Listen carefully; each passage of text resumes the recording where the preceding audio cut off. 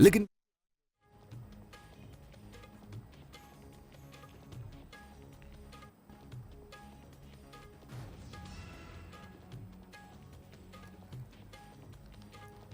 मियांवाला पर नहीं रुक रही राजनीति, सरकार बैकफुट पर आई नजर। कांग्रेस की प्रदेश प्रवक्ता ने बोला, हमला का सरकार को ज्ञान नहीं की कमी।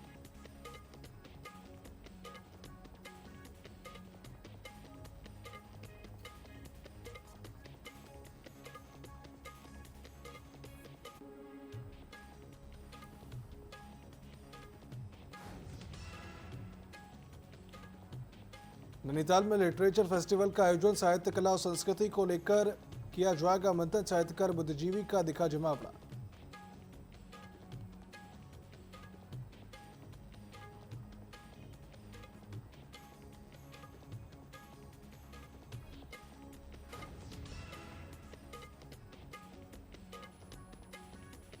कुंभदेश में 3 दिनी ऐतिहासिक चैतोले मेले का शुभारंभ। बकासुर वध की खुशी में मनाया जाता है चैतोला मेला। इस दौरान सैकड़ों की संख्या में श्रद्धालु मंदिर में रहे मौजूद।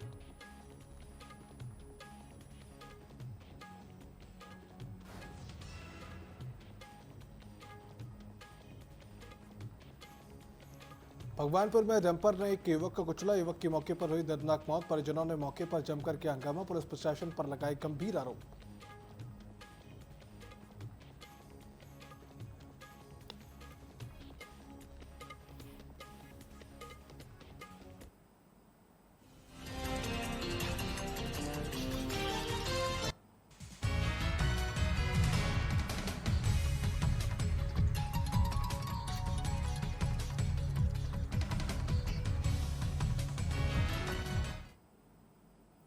नमस्कार, स्वागत है आप सभी का न्यूज अपडेट की इस बुलेटिन में। मेरा नाम है सिद्धांत त्रिपाठी। रुक करते सीधा उत्तराखंड की खबरों की ओर, जहां पर अप्रैल महीना शुरू हो चुका है और ऐसे में लगातार गर्मी भी बढ़ती जा रही है। और रुद्रप्रयाग में गर्मी की वजह से ग्रामीण इलाकों में पानी का संकट भी अब गहराने लगा है। आलम यह है कि प्राकृतिक जल स्रोतों में पानी की कमी के चलते जल संस्थान विभाग को टैंकरों का सहारा लेना पड़ रहा है। तो वहीं दूसरी ओर जंगलों में लग रही आग भी पेयजल स्रोतों के सूखने का बड़ा कारण मानी जा रही है।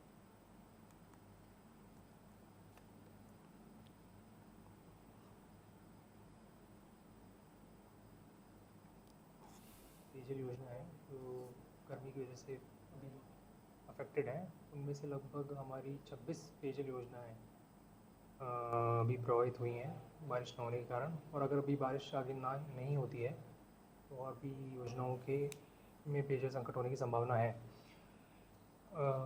अभी जहाँ भी जिन क्षेत्रों में हमारे पेयजल अभावग्रस्त है वहाँ हम टैंकरों के माध्यम से पेयजल आपूर्ति कर रहे हैं।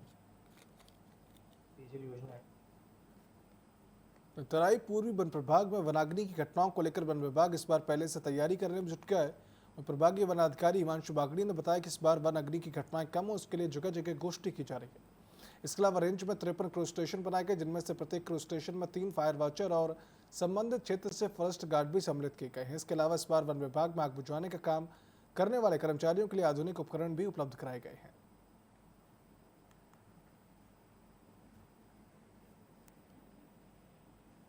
जगह जगह पे वनाग्नि गोष्ठियाँ कराई जा रही है, जिसमें कि लोगों को आग ना लगाने के लिए और लापरवाही ना करने के लिए, जिससे कि वनाग्नि घटना हो सके, लोगों को अवेयर किया जा रहा है।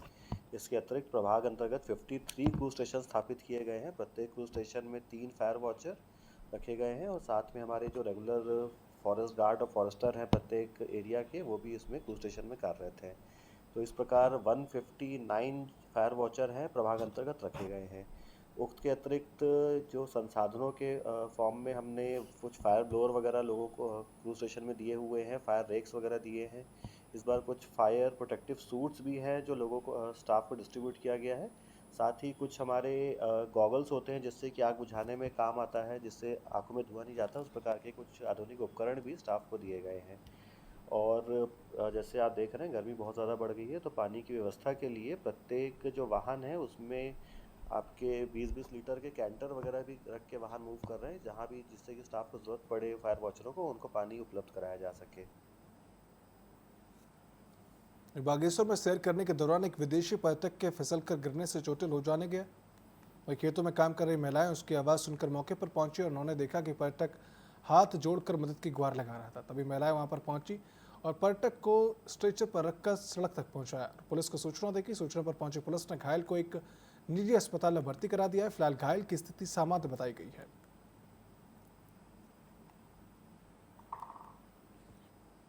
ट्रैकिंग के दौरान एक पर्यटक का पांव फिसलने से जो है वो गिर गए थे, उनको चोट आ गई थी। ग्रामीणों की मदद से उनको जो है सड़क मार्ग तक लाया गया था। वहाँ से उपचार के बाद वो अपना होम स्टे में रुके। होम स्टे संचालक द्वारा उनका प्रॉपर फॉर्म सी जमा नहीं किया था, जिसके होम स्टे संचालक के विरुद्ध जो है विधि अनुसार कार्रवाई की गई है। हमारा सभी होम स्टे संचालकों से को आगाह करते हैं कि आप जो है जो भी विदेशी पर्यटक आपके यहाँ आते हैं, जो भी पर्यटक भी आते हैं, तो आप प्रॉपर उनकी सूचना जो है संबंधित स्थानीय अभिसूचना अथवा थाने को अवश्य। उत्तराखंड में सरकार ने 15 जगहों के नाम बदले हैं, जिसमें कि मियांवाला का नाम भी शामिल था। इसको लेकर अब सरकार बैकफुट पर नजर आई और आदेश को वापस लेना पड़ा। जहां भाजपा प्रदेश प्रवक्ता हनी पाठक ने इस आदेश को जन भावनाओं को देखते हुए बताया, तो वहीं कांग्रेस की प्रदेश प्रवक्ता डॉक्टर पद्मा सिंह ने कहा कि सरकार को ज्ञान की कमी है और इस कमी के चलते सरकार को बैकफुट पर आना पड़ा है।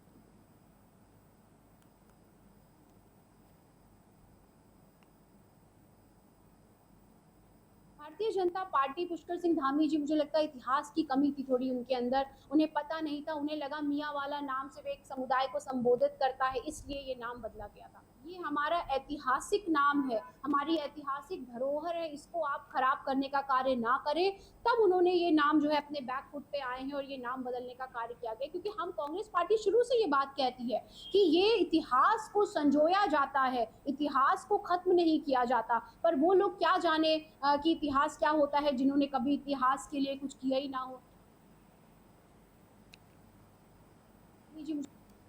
जो सरकार हमारी है वो देवतुल्य जनता की बदौलत है, तो देवतुल्य जनता अगर इस चीज के लिए नहीं राजी हुई है तो वापस नाम परिवर्तन किया गया, तो इसको अन्यथा न लेकर जनता से जुड़ी हुई जन भावनाओं को ध्यान में रखते हुए वाली बातों को सोचना चाहिए।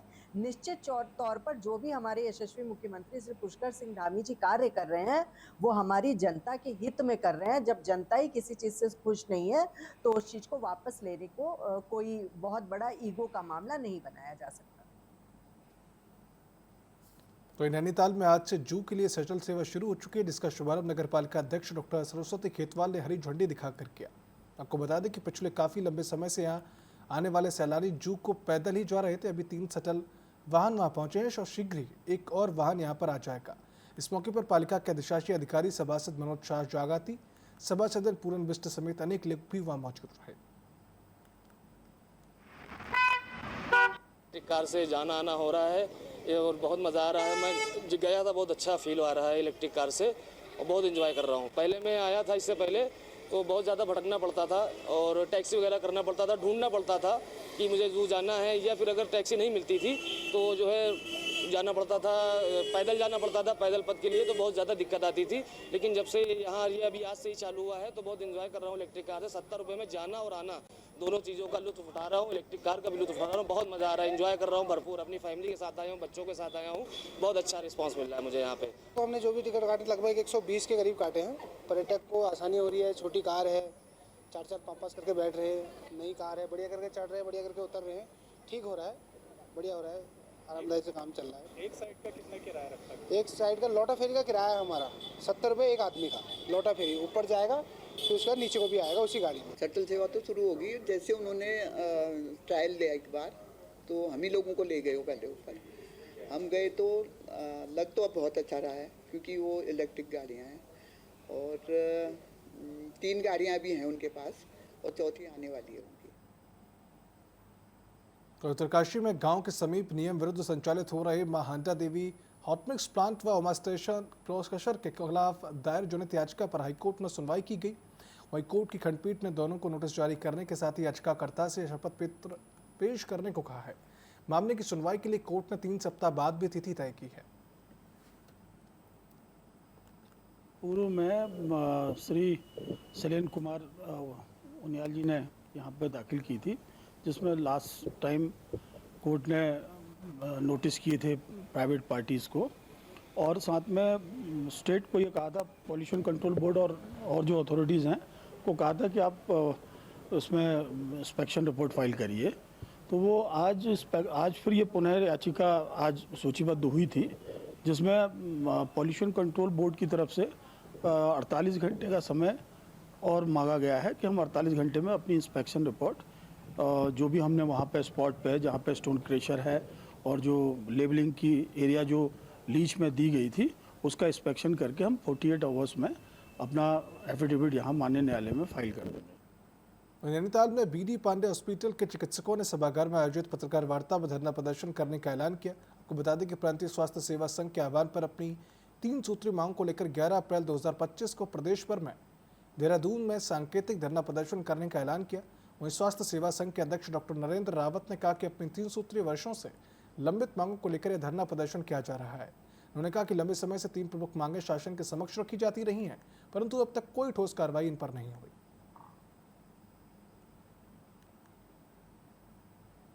हमारी जो 3 सूत्रीय मांग थी वो कई बार शासन पर रखी गई है, लेकिन अभी तक उसमें कोई सुनवाई नहीं हुई है। इसके तहत पूरे प्रदेश के चिकित्सकों ने ये निर्णय लिया है कि 11 अप्रैल को हम लोग देहरादून स्वास्थ्य महानिदेशालय कार्यालय में सब लोग पहुंचेंगे और वहां पे एक धरना प्रदर्शन करेंगे। जो हमारा प्रांतीय चिकित्सा स्वास्थ्य सेवा संघ है उन्होंने सभी चिकित्सकों को देहरादून में बुलाया है और वहाँ पे एक सांकेतिक धरना प्लान किया है और वहाँ पर जो भी निर्णय लिया जाएगा उसके अनुसार आपको बताया जाएगा।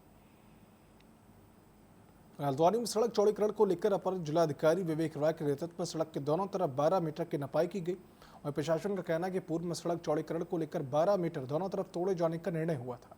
साथ ही अपर जिलाधिकारी विवेक राय ने बताया कि सभी भवन स्वामियों को नपाई कराते हुए बताया जा रहा है कि उन्हें कब तक अतिक्रमण पूरी तरह से हटा देना है ताकि सड़क चौड़ीकरण का कार्य पूरा किया जा सके और इसी हिसाब से सबको समय भी दिया जा रहा है। टीम है, हम लोग ये देख रहे हैं कि जिस तरीके का निर्णय हुआ था 12 मीटर तोड़ने का, उसमें किन लोगों ने तोड़ दिया है, किन्होंने नहीं शुरू किया है और किन्होंने जो है उस सीमा का पालन नहीं किया है। तो ज़्यादातर लोग जो है सीमा के दायरे में हैं, कुछ लोग ऐसे हैं जो सीमा का पालन नहीं किए हैं। तो उनको अगर कोई किसी प्रकार का संशय है कि तिरछा नाप ले रहे हैं, सीधा नाप ले रहे हैं, वो सारी संशय उनके समाप्त किए जा रहे हैं और सबको ये निर्देश दिया जा रहा है कि जिस तरीके के निर्णय हैं उसके हिसाब से कार्रवाई करें। चंपावत में सिखों के प्रसिद्ध तीर्थ स्थल रीठा साहिब की यात्रा शुरू हो चुकी है, जहां देश विदेश से बड़ी संख्या में सिख श्रद्धालु पहुंच रहे हैं। वहीं यात्रियों ने बताया कि 2606 यात्रियों का दल पंजाब से रीठा साहिब दर्शन के लिए आया था। मालूम हो मीठे रीठे के चमत्कार के लिए प्रसिद्ध रीठा साहिब सिखों का प्रसिद्ध तीर्थ स्थल है, जहाँ प्रतिवर्ष देश विदेश से हजारों सिख श्रद्धालु दर्शनों के लिए आते हैं। वैसाखी पर यहाँ जोड़ मेले का आयोजन भी किया जाता है। ਅੰਮ੍ਰਿਤਸਰ ਪਿੰਡ ਵਰਪਾਲ ਸੰਗਤਾਂ ਤੋਂ ਵੱਖ-ਵੱਖ ਜ਼ਿਲ੍ਹਿਆਂ ਦੇ ਪਿੰਡਾਂ ਦੀ ਹੈ यात्रा बहुत बढ़िया रहा है। कोई दुख तकलीफ नहीं आई, कोई दिक्कत नहीं आई, सब कुछ अच्छा मिला है। हम जाएंगे अपना महाराज जी नानक मता जाएंगे जी, हम लोग रात नानक मता रात रहेंगे, तो कल को ट्रेन पकड़ेंगे, परसों को तो 200 लोग की चले गड्डियों में यात्रा कर रहे हैं, बसों में, ट्रेन में आए पंजाब से। उधम सिंह नगर में डीएम के निर्देशों के बाद जगह जगह किसानों से बातचीत की गई और ग्रीष्मकालीन धान की जगह अन्य फसलों को उगाने पर जोर दिया गया। लेकिन जनपद के जसपुर क्षेत्र के कई गांवों में किसानों ने ग्रीष्मकालीन धान की तबौत तैयार करनी शुरू कर दी है, जिसकी सूचना के बाद प्रशासन सतर्क हो गया है। वहीं कई बीघा धान की नर्सरियों पर प्रशासन ने कार्रवाई की है और कहा यह कार्रवाई आगे भी जारी रहेगी।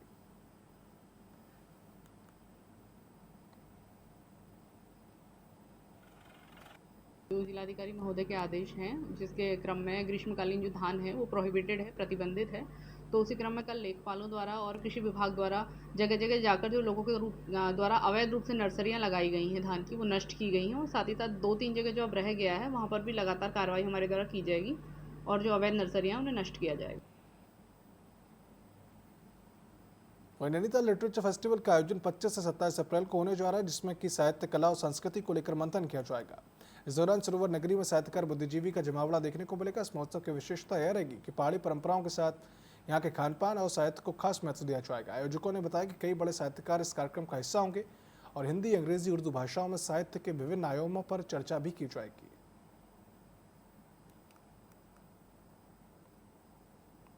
साहित्य के जितने भी आयाम हैं उनको हम प्रस्तुत करने की कोशिश करेंगे। इस प्रयास में 3 भाषाओं में कार्यक्रम होंगे, उर्दू, हिंदी और अंग्रेजी। इतिहास पर कार्यक्रम होगा, राजनीति पर होगा,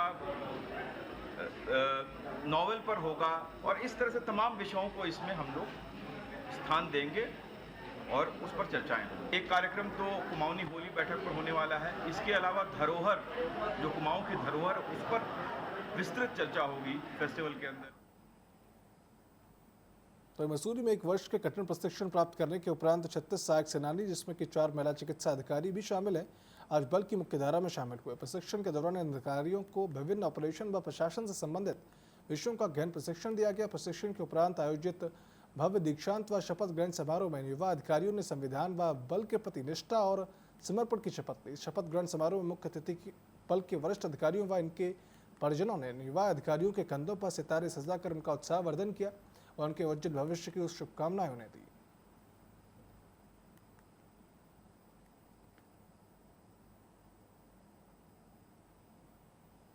होके बहुत अच्छा लग रहा है।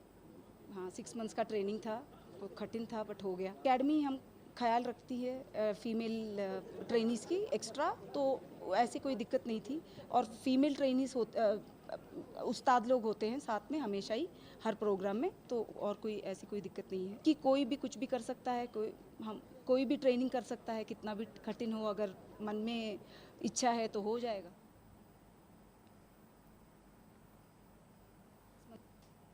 बिल्कुल जिम्मेदारियाँ बिल्कुल यहाँ से निकलते ही हमारे ऊपर आएगी। 12 महीने हमारे ऊपर कोई जिम्मेदारी नहीं थी, लेकिन हमें यहाँ पर कठिन परिश्रम से सिखाया गया कि जिम्मेदारियों को कैसे आह्वान किया जाए।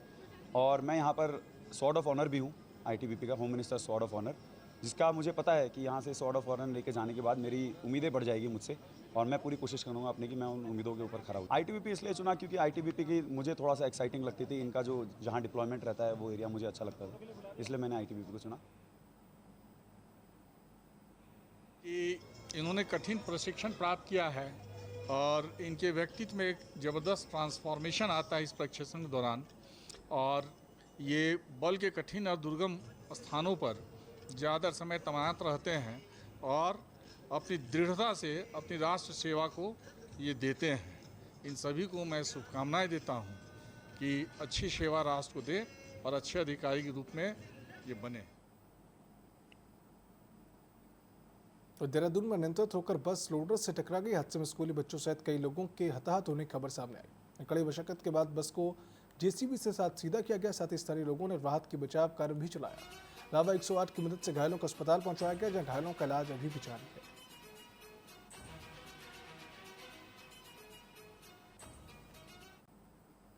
देहरादून नगर निगम की बोर्ड में बैठक में प्रसिद्ध गांधी पार्क के सौंदर्यीकरण को लेकर निर्णय लिया गया, जिसके बाद से नगर निगम अपनी तैयारियों में जुट गया है।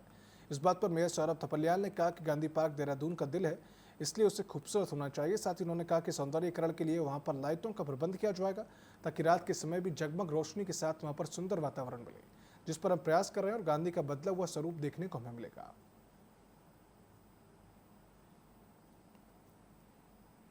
गांधी पार्क है वो देहरादून शहर का दिल है, हार्ट है। गांधी पार्क को खूबसूरत होना ही चाहिए और वो बिल्कुल हमारे शहर के बीच में हम उसको बड़ा एक खूबसूरत सा गांधी पार्क को उसका वहाँ पे निर्माण करना चाहते हैं और वो जगमग होता रहे और विद्युत वहाँ पे रोशनी से वो सरोवर वहाँ पे रहे। तो इस प्रकार का हम वहाँ पे एक खूबसूरत जो है वो वातावरण वहाँ पे तैयार करना चाहते हैं और इसके लिए हमने आगे इसमें प्रयास किया है और निश्चित तौर पे कुछ समय में आपको गांधी पार्क का एक बदला हुआ स्वरूप दिखाई देगा।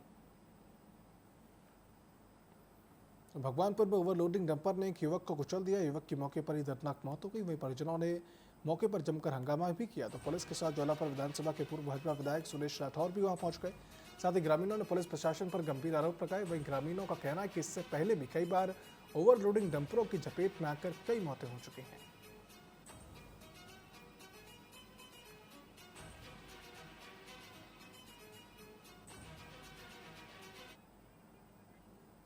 खबरों का सिलसिला लगातार जारी रहेगा। जल्द लौटते हैं छोटे से ब्रेक के बाद।